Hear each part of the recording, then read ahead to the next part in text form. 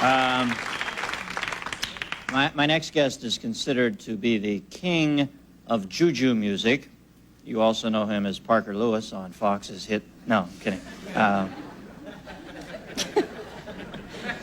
Here's their new CD live from Hollywood. CD's gone. Lock the doors! Performing Jafumi, a song off his new album Live at Hollywood. Here's King Sunny Ade in the New African Beats. In 1974, a significant event unfolded that shook the music industry. Chief Bolarinwa Abioro, known as the Balogun of Ipokia and the chairman of African Songs Limited, had taken legal action against his star musician. This star musician was none other than the renowned King Sunny Ade, KSA. The perplexing question on everyone's mind was, what had caused this rift between father and son in the music world?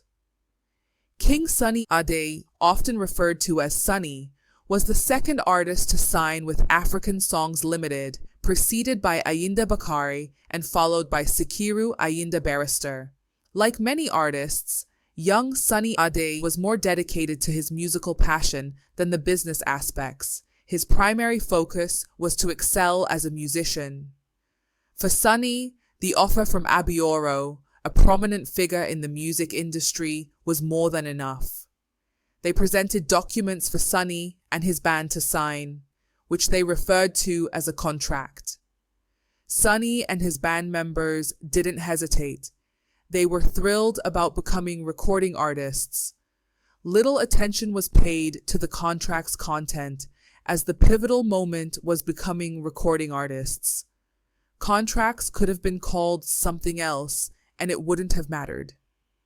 The initial contract was for 5 years, but before it expired, KSA had risen to fame with his Challenge Cup album, selling over 500,000 copies. It was clear that King Sunny Ade would dominate the music scene for a long time. African Songs Ltd wasted no time offering a new contract. The new agreement was carefully worded, granting ASL exclusive rights to Sunny Ade performances and recordings for 5 years. ASL held full copyrights to all compositions and recordings, with the sole right to produce, reproduce, and use King Sunny Ade performances worldwide.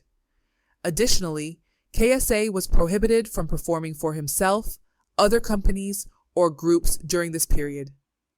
ASL had the option to renew the agreement for another 2 years or more, but Sunny Ade no such right. On every N6.0 album sale, KSA and his band received a mere 20 kobo, with ASL taking the rest. As KSA's fame grew, he realized that he was getting a raw deal compared to his peers in the music industry. Chief Abioro was earning up to 70 kobo per album for Chief Ebenezer Obey, while others earned between 35 kobo and 60 kobo. Sunny Ade decided to request a royalty raise from Chief Abioro, emphasizing the need for fair compensation. However, Chief Abioro firmly stood by the contract, dismissing their plea for a raise. Sunny Ade and his colleagues sought the help of influential friends, including Prince Okunade Sijuwade, Chief Afolabi Joseph, Chief Ebenezer Obey, and Chief Nuruddin Alawonle. These individuals acted as amici curiae, providing legal assistance to plead their case in the court of the Balogun of Ipokia. They presented arguments based on Yoruba traditions and proverbs, but the court upheld the contract. Sunny Ade, realizing he needed to take matters into his own hands, decided to release a record with another company to negotiate a better deal with African Songs. However, Chief Abioro was swift to respond, obtaining an interim injunction to prevent Sunny Ade from selling, distributing, or marketing the record. Sunny found himself in a precarious situation, but he remembered his grandmother's wisdom, which inspired him to persist. Sunny Ade established his own label, Sunny Ade Records, and sought legal assistance from Gani Fawahinmi.